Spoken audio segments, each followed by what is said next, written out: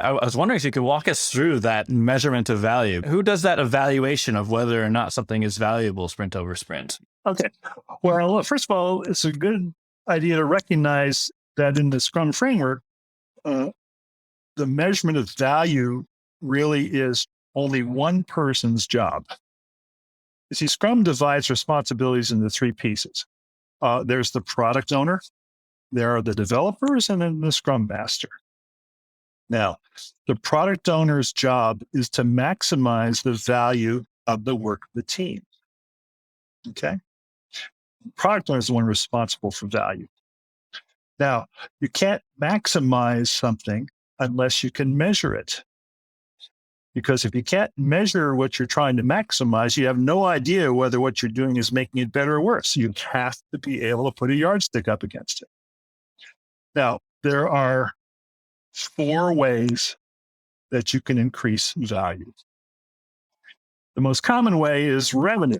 Again, make an app, sell 3 million copies of it for $2 each. The value. You can measure the value of that app, $6 million. Okay. Another way is by reducing the cost of something. If you make 1 million widgets a year and you reduce the cost by 50 cents, that's worth $500,000.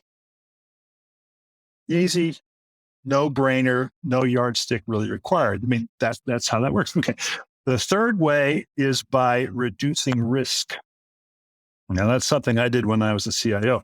When I worked for that company, we were headquartered in a city south of San Jose, California, a little bit south of Silicon Valley.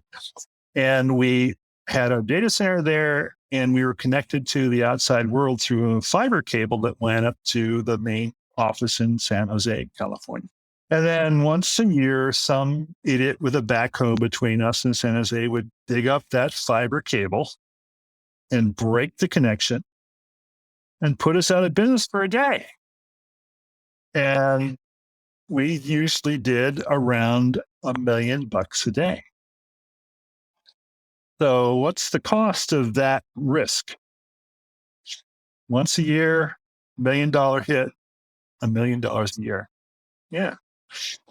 So it made sense for me to propose that we move the data center. We take it out of our headquarters building and move it to a very secure location outside of Sacramento, where Google and Facebook and all those folks have their servers.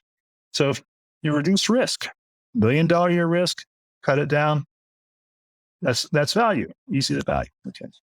Now, so that's 3. The 4th way to increase value is to increase opportunity. If you're in a bidding situation and you win 1 bid out of 6, and if you can then do something that makes it more likely you can win 2 bids out of 6, well, you can easily add up the money that's involved there. You can use that to compare against the cost of doing so to be able to make a decision. Well, yeah, this makes sense. That's actually really interesting. So the product owner is responsible for value. They're measuring all this value.